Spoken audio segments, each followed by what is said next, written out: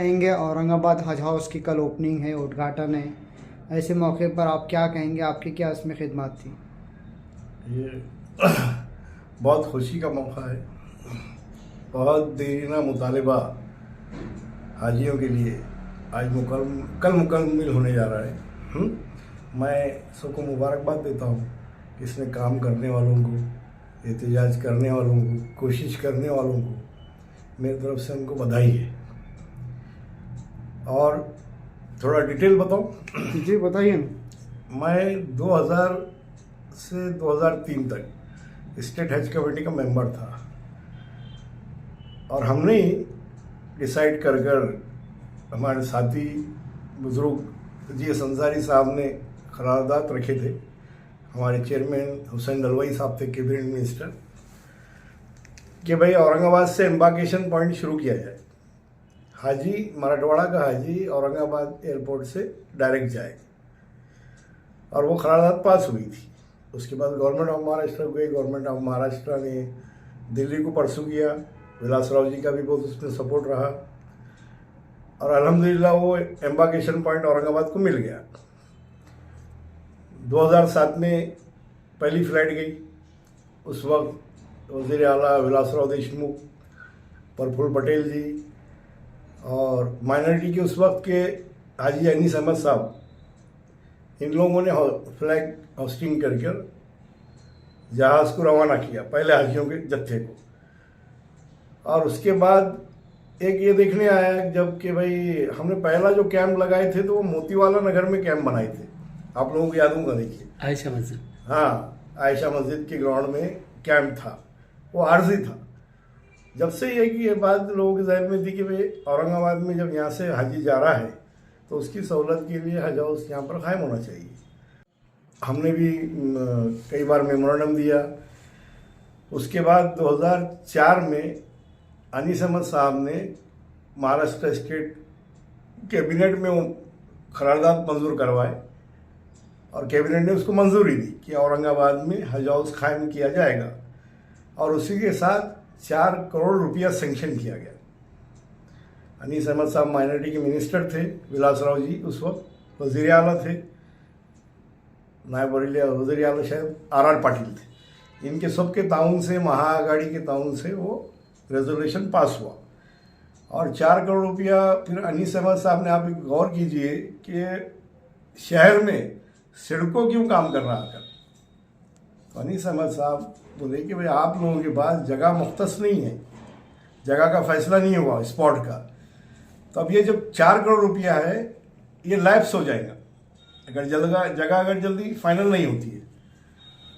तो उन्होंने क्या किया कि एजेंसी अपॉइंट कर दी सिडको और वो 4 करोड़ रुपया उसको ट्रांसफ़र किया। इसलिए शहर में आकर अच्छे तरीके से सिडको ने काम किया हज हाउस का।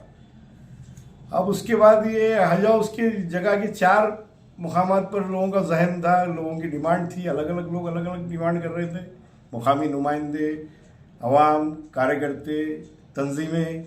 किसी का कहना था हरसुल टी पॉइंट पर कायम किया जाए, किसी का कहना था शाह सुख्ता मियाँ दरगाह में किया जाए, किसी का कहना था शाही मस्जिद के पास किया जाए, किसी का कहना था भाई रोशन गेट में चीनी मिल की जगह पर किया जाए। ये सब मुतालबात में इत्तेफाक राय सबकी ज़्यादा मेजॉरिटी शाही मस्जिद के पास थी कि भाई एक तो वीआईपी रोड पर वो एक बिल्डिंग, आला बिल्डिंग कायम हो जाएंगी और दूसरा यहाँ से मार्केट करीब रहेगा। और एक बात कि हाजी की जो बसेस निकलेंगी वो डायरेक्ट बाहर से निकल जाएगी, वाइड रोड है। तीसरी बात ये थी कि हमारी जो इस्लामी होटलें हैं, लॉजेस है, वो करीब रहेंगी, जामा मस्जिद करीब रहेंगी, शाही मस्जिद करीब रहेंगी। तो ये जगह बहुत मुनासिब थी। लेकिन उसमें कुछ क्राइसिस आए कि भाई शिवसेना का बोलना था और लोगों का बोलना था कि भाई यहाँ वंदे मातरम हाल बनना चाहिए।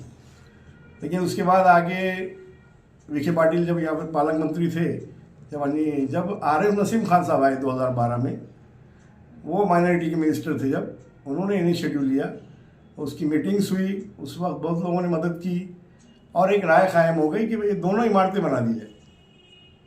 वंदे मातरम हाल भी बना दिया जाए और हज हाउस भी बना दिया जाए। एक ये औरंगाबाद शहर का एक सलोखे का माहौल, इसका एक मैसेज जाएगा। और दोनों खूबसूरत इमारतें बन गई, हज हाउस भी हमारा कायम हो गया। तो इसमें आपकी क्या खिदमत थी, बढ़ चढ़ कर आपने क्या हिस्सा लिया था? इसमें हमने बढ़ चढ़ कर ये हिस्सा लिया कि भाई ज़्यादा कोशिश हमने की कि भाई शाही मस्जिद के पास किया जाए, मुतालबा किया। हज कमेटी के हमारे मेंबरशिप के लेटर पैड पे कई बार मुतालबा किया और वो माना भी गया। बाद में आखिर में बाड़ा साहब थोड़ा जो पालक मंत्री थे, उनके हाथों से ये काम तकमील को पहुंचा। हम उनके शुक्रगुजार हैं। बाड़ा साहब थोरात ने ये दोनों हॉल के लिए जगह मुख्तस की और हज हाउस की जगह माइनॉरिटी डिपार्टमेंट के कब्जे में दी। वहाँ कुछ इंक्रूजमेंट भी थे, 30-31 लोगों के वहाँ झोपड़े थे। तो वो झोपड़े में रहने वालों लोगों का सर्वे कर कर उनका पुनर्वसन किया पड़े गाँव में। मैं साथ में ही था साहब के, और ये सब मीटिंग्स में हम साथ में थे। और उनको प्लॉट 20x30 के प्लॉट देकर एक एक झोपड़े वाले को दिए गए कि भाई अपना मकान बना कर रहो। वो जगह पूरी क्लियर करने के बाद ये माइनॉरिटी डिपार्टमेंट को दी गई और वो वंदे मातरम की जगह जो है वो एजुकेशन डिपार्टमेंट को दी गई, हायर एजुकेशन। इस तरह से हज हाउस कायम हो गया। थोड़ा सा आखिरी में देर हुई, हमारी हुकूमत नहीं थी, लेकिन अब ये भी हुकूमत में ये लोगों ने भी साथ दिया। और औरंगाबाद शहर में खासकर अब्दुल सत्तार साहब, पहले से इमरान शेख साहब, अंसारी साहब, फैयाज कुरैशी साहब, मरहूम इदरीस साहब, ये सब लोगों ने साथ दिया। हमारे मरहूम चंद्रभान पारखे जो दलित नेता थे, उन्होंने भी साथ दिया। ये नगर सेवक जो थे अमित भुईगढ़, वो जगह दी जाए बोलकर उन्होंने भी साथ दिया। इवन अपने शिवसेना के प्रदीप जायसवाल साहब, वो भी जब फाउंडेशन स्टोन रखे पृथ्वीराज चौहान ने 2014 में, तो प्रदीप जायसवाल साहब भी मौजूद थे। वो क्योंकि इंडिपेंडेंट चुन के आए थे और उन्होंने भी मदद की। मेरा सबके ताउन से एक अच्छा काम ये हुआ है। तो मैं आप लोगों को सबको मुबारकबाद देता हूँ, मराठवाड़ा के लोगों को। अब जो हज को जाएंगे या फिर और जो भी काम में वो इमारत आएंगी, एक अच्छे काम के लिए इमारत काम आए, इतनी दुआई करता हूँ। अल्लाह हाफिज़। आपका नाम बता दीजिए पूरा। मैं असदुल्ला शकील, साबिक़ मेंबर रियासती हज कमेटी, कांग्रेस का सीनियर लीडर हूँ मैं।